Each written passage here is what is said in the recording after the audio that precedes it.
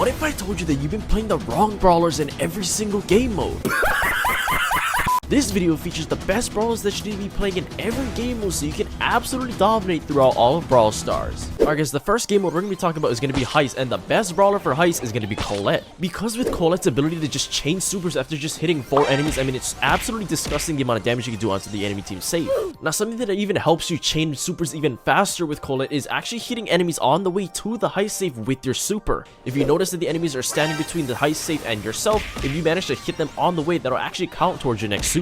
So not only will you be dealing damage to the safe because of your super, you'll actually be also chaining your super because of you hitting the enemies, and on top of that you're going to be damaging the enemies as well. Now yeah, sometimes if the enemy is standing between the safe and yourself, they might have the opportunity to actually burst you down. Something that can help you with this is running the mass attack star power. When using her super, she will get an initial 20% damage reduction shield that increases by 10% with every enemy she hits. Now this is going to be extremely helpful because it'll actually even last 5 seconds after you're done using your super. So if you use your super onto the save and you kind of have low health, at least you'll have that damage reduction shield to help you stay alive a little bit longer. This way you might be able to like get some more shots off, and that way you can even charge up your next super. But how this kind of relates to what I'm talking about earlier, like if there's an enemy standing in front of you, at least right as you use that initial super, you'll have a 20% damage reduction shield. Now if you actually combine Colette's mass attack star power with her gotcha gadget, oh my god, she's gonna be basically unkillable. Because with gotcha, for the next 5 seconds Colette will heal for 80% of the damage dealt by her attacks, and her damage to special targets is increased by 20%. So if you have the mass attack star power equipped and you have that shield, plus you're using the gotcha gadget to heal yourself up, you're basically never gonna die. And if you're attacking an enemy that has more HP, that's just more health that you're gonna be getting for yourself. And like I just stated, you're actually gonna be dealing more damage to special targets. So guess what? That also applies to the Heist safe. You might as well just use your gotcha gadget to get some extra percentage off, and it really can make a difference. Now the reason why Colette is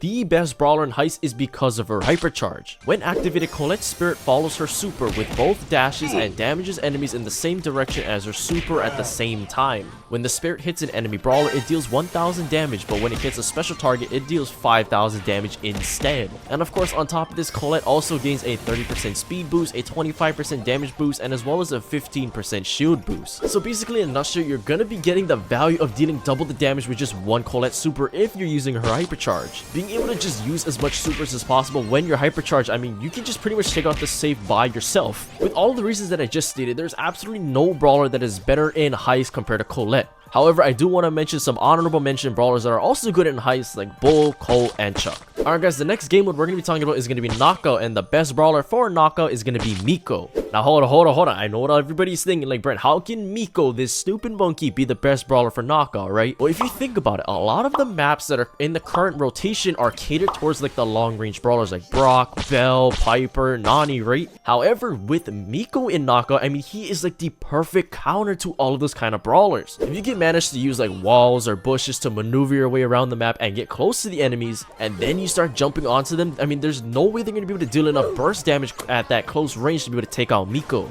It's already hard enough for enemies to try and hit Miko when he's jumping all over the place, right? So just imagine how frustrating it is when those kind of close range brawlers like Piper that don't do a lot of damage close up, imagine what kind of tough time they're going to be dealing with trying to get down Miko. And especially with the ability of Miko being able to jump over walls or water, it just causes the enemies to really panic because there's nothing they can really do once he's at that close range. Now something that makes Miko even more annoying inside of Knockout is using his monkey business star power. Every 5 seconds, Miko's basic attack steals ammo from his enemies after hitting them. Now this is what makes Miko extremely annoying because people are going to be counting like 1, 2, 3 main attack, but then if you steal ammo from one of the enemies, like you're going to have another main attack, and that's going to really change a lot of engagements. And of course, in a worst case scenario, if you are in a tough situation, you're kind of stuck, you can always just use your super, jump into the air and escape, like hide behind a wall or just in a corner of the map to heal up. I know this is a very controversial take, but Miko is realistically such a good brawler inside of Knockout. I mean, he's good in a lot of different game modes, but Knockout, he really thrives in this kind of meta. And of course, some of the honorable mention brawlers I'll list inside of Knockout is going to be Piper, Leon, and Nani. Alright guys, the next game what I'm going to be talking about is going to be Gem Grab, but the best brawler for Gem Grab is going to be Cordelius.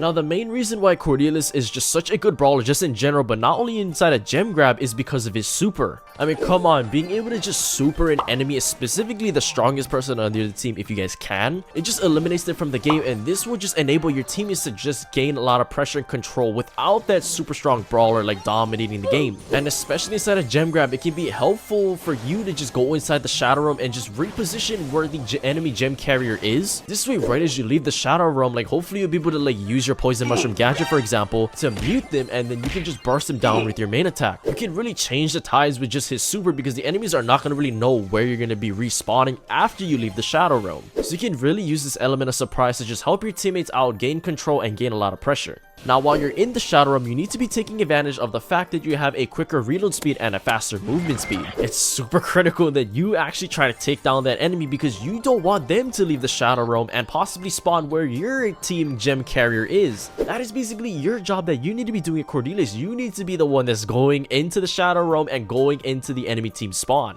And especially with a lot of the gem grab maps in the current map rotation, I mean, a lot of them are just, they cater really well to Cordelius. Like, he'll be able to just move throughout the bushes or maneuver his way around walls because he doesn't really have the longest attack range, so you can kind of use this to get close up to the enemies and deal damage to them. Overall, as long as Cordelius is constantly chinning his super, prohibiting the strongest person on the enemy team from taking over the game, I mean, you're gonna absolutely dominate inside gem grab. Now, some of the honorable mention brawlers that I will list for gem grab is gonna be like Spike, Bo, and Maisie. Alright guys, the next game mode we're gonna be talking about is gonna be Brawl Ball, but the best brawler for Brawl Ball is gonna be Maisie. Now, what makes Maisie so good inside of Brawl Ball is going to be her super, right? Because with her super, like, you can just blast away the enemies, especially if they're carrying the ball. You can disarm them and just completely disrupt all of their rhythm. Plus, if you guys using the Tremor Star Power, you're going to be able to slow down the enemies for an additional 2 seconds after they're hit by your super. And Maisie also has a pretty decent attack range, so you can kind of keep up with the mid-range brawlers and especially the tanks. I mean, she dominates tanks inside of Brawl Ball. And especially inside of Brawl Ball, that is where you're mostly going to be seeing a lot of tanks. People want to be playing tanks inside of Brawl Ball because they want to be like that designated goal scorer. You need a lot of health in order to get the ball into the goal or like to walk it in. But you know, sometimes it may be a little difficult to get within close range of the enemy. So something that can help out with that is using her disengage gadget. So if you guys use her Tremor Star Power in combination with her disengage gadget, this will just help you guys get closer to the enemies and kind of catch the enemies off by surprise. And oh my god, let's not forget the fact that Maisie has a very good hypercharge as well. Like I stated at the beginning of this section, like it's so easy to chain Maisie's super. So if you activate her hypercharge and you can hit multiple people with her super, you can just constantly chain your supers while you're hypercharged. I mean, it's so broken. Overall, Maisie's been such a good brawler in the meta for such a long time now, especially with her hypercharge. But I mean, even before that, she was super good. But I mean, she is just so dominant inside of Brawl Ball. Some of the honorable mention brawlers that I will list for Brawl Ball is gonna be Charlie, Spike, and Fang. Alright guys, the next game mode we're gonna be talking about is gonna be Hot Zone, and the best brawler for Hot Zone is gonna be Bo.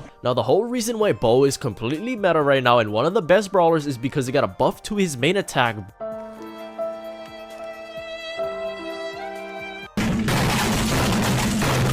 And of course, with Bo, his super is the best part to his kit. I mean, just being able to throw your bow mines onto the hot zone is just gonna make it extremely frustrating for the enemies to have to deal with. Like, they're either gonna have to preemptively try to activate it so that them and their teammates don't get stunned, or if they don't even know that they're gonna be walking on top of it, taking constant damage, and most of the time you're gonna be able to get them down. Now, obviously, with Bo, the better star power with him you gotta be using is Snare Bear. Bo's traps now stun enemies for 2 seconds instead of knocking them back, rendering them vulnerable. I mean, this star power makes him so annoying inside a hot zone because if you are stunned on that hot zone, all the enemy teammates are just going to be firing onto you because you're not going to be able to move for that 2 seconds. But I mean, you can even use the bow mines to like break open the map if you need to. If you have like longer range brawlers on your team and the enemies have like tanks, for example, or even throwers, you can just throw your bow mines where the enemies are going to be standing or where they're trying to hide, so you can break open the map and expose those brawlers and just give your team the upper hand. Now, if you want to be the most effective with your bow mines, I would really recommend waiting to throw down your bow mines until there's like no enemies on your screen. If you can wait until like you pretty much get a team wipe and the enemies have no idea where you throw your bow mines, that is just going to give you guys a bigger element of surprise and a higher percentage of you actually stunning them. Overall, Bo is going to be one of the best brawlers to play inside a hot zone. The fact that he can throw his bow mines, cover the hot zone, and just completely frustrate the enemies if they can't set it off in time, I mean, it's just so broken. Now, some honorable mention brawlers for a hot zone that I will list is going to be Spike, Poco, and Meg. Alright guys, the next game mode I'm going to be talking about is going to be Bounty / Wipeout, and the best brawler for those two game modes is going to be Nani. The only reason I'm grouping Bounty and Wipeout together, I mean, come on, they're kind of the same, okay? Just cut me some slack here. Now yes, even though in December, Nani did receive a nerf to her health and the amount of hits needed to charge her super, I mean, her damage is still the same, and her versatility because of her long range just makes her such a good pick in a lot of the game modes. But kind of like what I stated earlier for Naka with Miko, right, a lot of the brawlers that you're seeing in those kind of game modes are like the longer range brawlers, right? And who has a longer range than Nani in the game? Even though Nani is more of a higher skill cap brawler, because it is harder to hit her shots sometimes, she's still gonna be very helpful and dominant if you can manage to hit your orbs. And also why Nani thrives in especially game modes like Bounty and Wipeout is because of her super. Right, because you can just hide in your team spawner behind a wall or inside of a bush and just use your super because there's nothing the enemy team can do to interrupt it. The only thing they can do is just kill you so that the peep head disappears. I mean, inside of a game mode, especially like Bounty and Wipeout, you need to be getting more kills than dying, right? And the amount of low risk that Nani has inside of these game modes, I mean, it just makes her such an ideal pick. Not a lot of brawlers can outrange her, and the fact that she can use her super hiding behind a wall and there's no threat to her if her teammates can protect her, I mean, what can you do against that? But you know what makes Nani even more versatile inside of these kind of game modes? Even if you face assassins like maybe Leon or maybe Amiko's on the other team as well, if you can manage to hit the enemies at a close range with all of your orbs, I mean, that's when she can deal a lot of damage to them. People don't really expect her to deal that much damage, but especially if you're running the damage gear, I mean, she can pretty much 2-tap like a lot of the tanks inside the game. Overall, I feel like Nani's pretty self-explanatory why she's so dominant inside of this game. Was her long range, her super, she's got it all, right? And some of the honorable mention brawlers that I will list for Bounty / Wipeout is going to be Piper, Belle, and Mandy. Alright guys, the next game mode we're going to be talking about is going to be Showdown, and the best brawler for Showdown is going to be Leon. I mean, before Leon got his hypercharge, he was probably one of the worst brawlers in the entire game, right? Okay, that might be a little bit of an exaggeration, but Leon wasn't good at all, okay? But where Leon really was good, even before he got his hypercharge, was Showdown. But I mean, the main reason why Leon has been dominant at a Showdown ever since he's been released is because of his super. He can just activate his super hiding inside of a bush, and he can easily sneak up onto the enemies. They're going to have no idea what's coming at them. And especially since you want to be sneaking up onto the enemies, getting closer to them, because the closer you are to the enemies, the more damage your shurikens are going to be doing to them.